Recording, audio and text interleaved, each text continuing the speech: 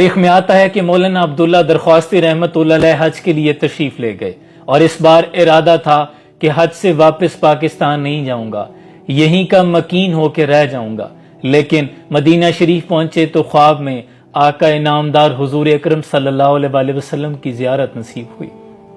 جس سہانی گھڑی چمکا طیبہ کا چاند، اس دل افروسات پہ لاکھوں سلام، جن کے آنے سے مرجھائی کلیاں کھلی، اس گلے باد محبت پہ لاکھوں سلام، جن کے آگے تنی گردنیں جھک گئی، اس خدا داد شوکت پہ لاکھوں سلام۔ حضور نے خواب میں فرمایا کہ عبداللہ یہاں دین کا کام خوب ہو رہا ہے، تم ایسا کرو کہ پاکستان چلے جاؤ اور میرے فرزند عطا اللہ شاہ بخاری کو میرا سلام کہنا اور کہنا کہ میں یہاں اپنے روضے میں تم پر بہت خوش ہوں، اور ڈٹے رہنا، میری ختم نبوت پر اسی طرح کام کرتے رہنا۔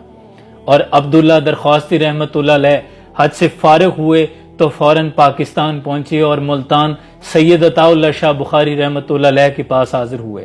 ان دنوں سید عطا اللہ شاہ بخاری رحمت اللہ علیہ بیمار تھے اور بستر پر تھے، اور جب عبداللہ درخواستی رحمت اللہ علیہ نے آ کر بیان فرمایا کہ خواب میں حضور کی زیارت نصیب ہوئی اور حضور نے فرمایا کہ میرے بیٹے عطا اللہ شاہ بخاری کو میرا سلام دینا، سید عطا اللہ شاہ بخاری نے جب یہ الفاظ سنے کہ حضور نے میرا نام لیا ہے، آپ بستر پر وجد کی کیفیت تھی، ایسی کیفیت کہ تڑپ رہے تھے۔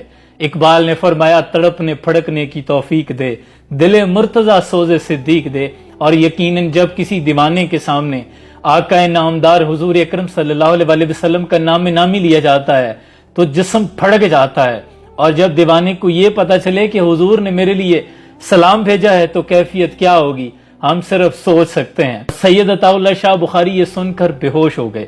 جب ہوش آیا تو دوبارہ پوچھا کہ کیا آقا نے میرا نام لیا تھا؟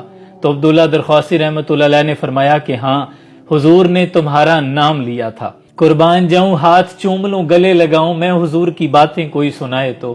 سید عطا اللہ شاہ بخاری وہ ہیں جو اسیران ختم نبوت رہ چکے ہیں، اور آپ نے ختم نبوت کے تحفظ کے لیے بہت سی قربانیاں اور بڑی سزائیں بھی جھیلی ہیں، بڑی دفعہ جیل کاٹی ہے۔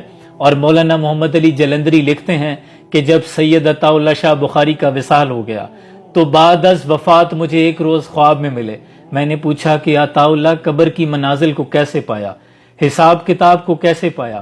تو آپ کہنے لگے کہ بے شک قبر کی منازل بہت سخت تھی، لیکن حضور اکرم صلی اللہ علیہ وآلہ وسلم آقا نامدار کی ختم نبوت پر جو میں نے پہرا دیا تھا، اس کے صدقے میرے ساتھ بڑا نرمی والا معاملہ کیا گیا ہے۔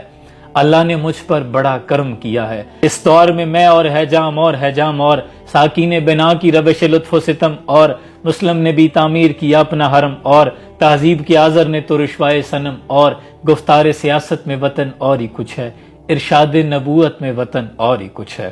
بازو تیرا توحید کی قوت سے قوی ہے، اسلام تیرا دیس ہے اور تو مصطفی ہے۔ سلام پہنچے۔